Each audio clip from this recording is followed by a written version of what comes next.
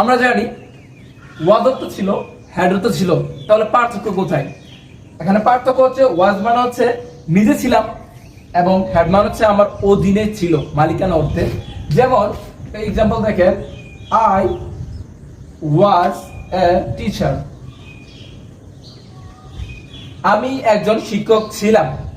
আরেকটা এক্সাম্পল দেখেন, I was এ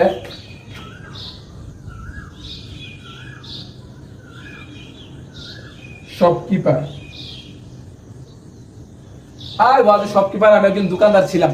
তাহলে এটাতে ওয়াজ দিয়ে বোঝাচ্ছে আমি নিজে ছিলাম। যেমন আই ওয়াজ এ টিচার, আমি একজন শিক্ষক ছিলাম। আই ওয়াজ এ শপকিপার, আমি একজন দোকানদার ছিলাম।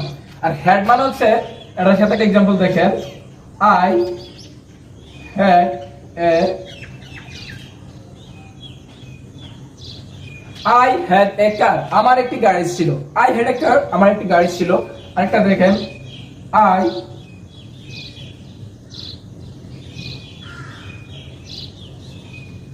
আই হ্যাড এ বিজনেস, আমার একটি ব্যবসা ছিল।